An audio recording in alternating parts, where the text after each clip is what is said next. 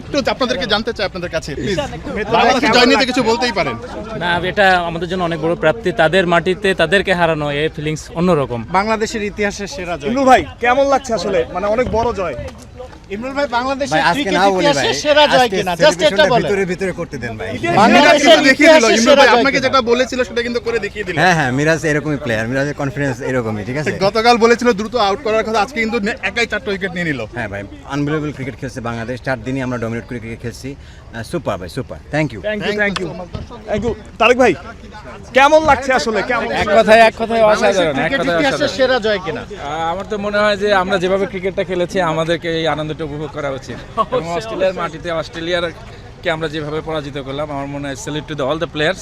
আমার মনে হয় ওদেরকে এই আনন্দটা উপভোগ করা উচিত। অস্ট্রেলিয়া এমন প্রাউড ফিল কখনো করেছেন কিনা? লাস্ট প্রশ্ন, অস্ট্রেলিয়াতে এমন প্রাউড ফিল কখনো করেছেন? আমার মনে হয় এটা best moment for our cricket history. Thank you. Best moment যেমনটা বলছিলেন তারেক আজিজ খান, তাদের বেস্ট মোমেন্ট হিস্ট্রির, সেটাই আসলে বাস্তবতা। আমাদের গণমাধ্যম কর্মী আছি, যারা গণমাধ্যম কর্মী এখানে কাজ করছেন, তাদের জন্য আসলে ইতিহাসের সেরা মুহূর্ত। বাংলাদেশ আসলে কি করলো, সবাই আবেগতাড়িত, সবাই সেভাবেই এই জয়টাকে উপভোগ করছে। এবং অস্ট্রেলিয়ান সমর্থকেরাও কিন্তু বাংলাদেশকে অ্যাপ্রিসিয়েট করছে খুব ভালোভাবে, এবং তারা হতাশ, তবে তারা আসলে অ্যাপ্রিসিয়েট করছে। পলক, কেমন লাগছে আসলে? এটা আসলে বলে বোঝানোর মতো না। বাংলাদেশের এরকম একটা ঐতিহাসিক দিনে মাঠে বসে সেটা সরাসরি দেখলাম, 4টা দিন বাংলাদেশ দলকে ডমিনেট করতে দেখলাম। হ্যাটস অফ, কোনো কথা হবে না, আজকে শুধু সেলিব্রেশন হবে, আর কোনো কথা হবে না। পলক যেভাবে সেলিব্রেশন করবে, আশা করি সেই সেলিব্রেশন আমিও থাকবো।